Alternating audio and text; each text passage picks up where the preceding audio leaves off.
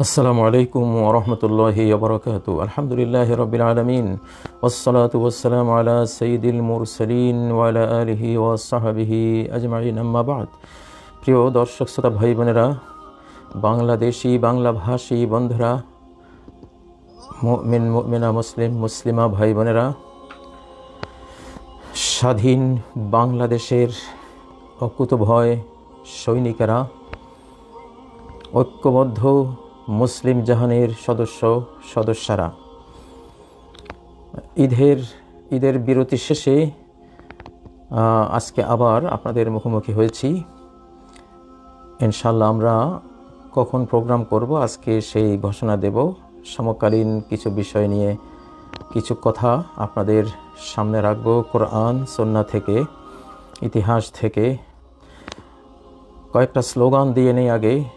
স্বাধীন বাংলাদেশ জিন্দাবাদ, সার্বভৌম বাংলাদেশ জিন্দাবাদ, স্বনির্ভর বাংলাদেশ জিন্দাবাদ, ঐক্যবদ্ধ মুসলিম জাহান জিন্দাবাদ। এই চারটি স্লোগান আগামী দিনগুলোতে চলবে ইনশাআল্লাহ, এবং কথাও সেই মর্মে আমরা রাখব। বর্তমানে ইরান ইসরায়েল যে যুদ্ধের থমথমে পরিস্থিতি,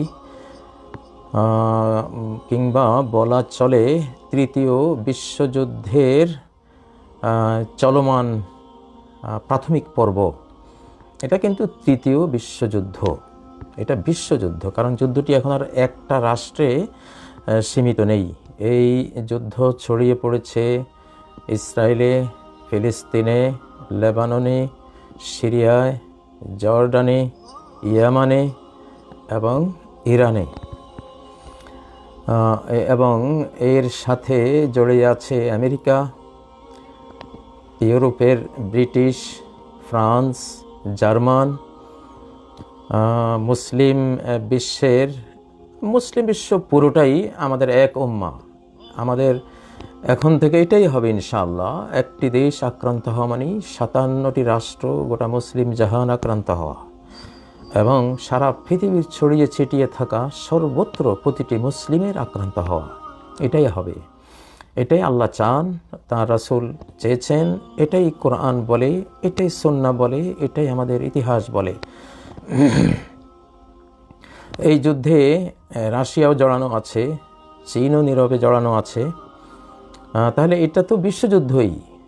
বিশ্বযুদ্ধগুলো এইভাবেই তো লাগে, একটু একটু করেই লাগে, কিন্তু পেছন ফিরে তাকাবার আর কোনো সুযোগ থাকে না। পয়েন্ট অফ নো রিটার্নে চলে যায় মানুষ, তখন শুধু এগিয়ে যাওয়া। এইটা 2024-25 সম্ভবত, আল্লাহু আলাম,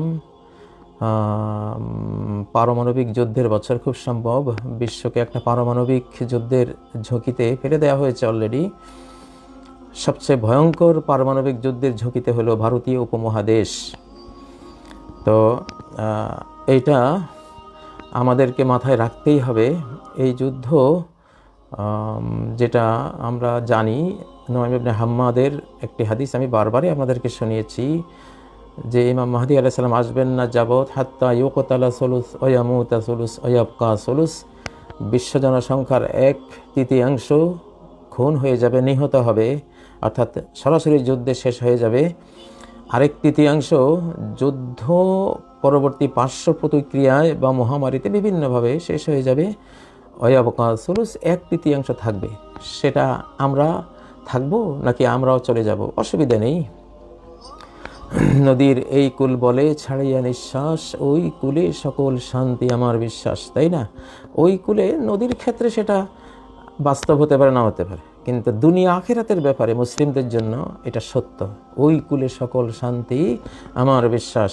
আমরা নদীর এই কূলে, অস্তিত্বের এই কূলে দাঁড়িয়ে যুদ্ধ করে জীবনটা চলে গেছে, ওই কূলে চলে গেছি। তো ওই কূলে যে সকল শান্তি শহীদদের জন্য, এটা বিশ্বাস, চিন্তা চেতনায় নির্ভুলভাবে, সন্দেহাতীতভাবে এটা আছে। অতএব ভয়ের কিছু নেই, ভয় পাওয়ার কিছু নেই। মুসলিমরা ভয়কে জয় করে লা ইলাহা ইল্লাল্লাহ মুহাম্মাদুর রাসূলুল্লাহ মুখে নিয়েছে। এই কাফেলার কেউই ভয় পায়নি। আপনি ভয় পাবেন কেন? প্রিয় বন্ধুরা, ভয়ের কিছু নেই। ভয় হলো তাদের জন্য যারা আল্লাহকে বিশ্বাস করে না, লা ইলাহা ইল্লাল্লাহ মুহাম্মাদুর রাসূলুল্লাহ মুখে নেয় না, ভয় তাদের জন্য, তাদের পুরোটাই ভয়। তাদের আশার আলো বলতে কিছুই নেই, পৃথিবীতেও নেই, অন্য পৃথিবীতেও নেই। হ্যাঁ, তারা চলে আসতে পারে, তাদেরই কালেমা, তাদের জন্যই আল্লাহ এক কালেমা দিয়েছেন, তারা লা ইলাহা ইল্লাল্লাহ মুহাম্মাদুর রাসূলুল্লাহ, আল্লাহকে বিশ্বাস করে, নবীকে বিশ্বাস করে তারা চলে আসতে পারে। আমরা যেমন সকল নবীকে বিশ্বাস করি, তাদের আপত্তি কি? তারাও সকল নবীকে বিশ্বাস করুক, মুহাম্মদ সাল্লাল্লাহু আলাইহি সাল্লাম তো শেষ নবী, তাকে বিশ্বাস করুক, তার নিয়ে আসা কালেমা তারা মেনে নিক, তারা জান্নাতে চলে যাক। আমার সামনে যাবে পৃথিবীটা ওইভাবেই। মুসলিম জাহানের দ্বিতীয় বিশ্বায়ন, মুসলিম ইসলামিক ধর্ম, যেটা মানব ধর্ম, সনাতন ধর্ম, সবার ধর্ম, সর্বপ্রাচীন ধর্ম, পৃথিবীর ধর্ম, আকাশের ধর্ম, গোটা মহাবিশ্বের ধর্ম। সে 2700 কোটি বছর আগে যখন পৃথিবী আল্লাহ মহাবিশ্ব সৃষ্টি করেন তখনকার ধর্ম এটা। এটার সাথে কোনো ধর্ম সনাতন নামে এটা মিথ্যাচার। এইসব সনাতন তো ইসলাম, প্রকৃত এবং প্রাচীন, সর্বপ্রাচীন, সৃষ্টির দিন থেকে, ইয়াউমা খালাকাল্লাহুস সামাওয়াতি ওয়াল আরদ, আসমান জমিন যেদিন আল্লাহ সৃষ্টি করেছেন সেদিন থেকেই মহাবিশ্বের ধর্ম হলো ইসলাম।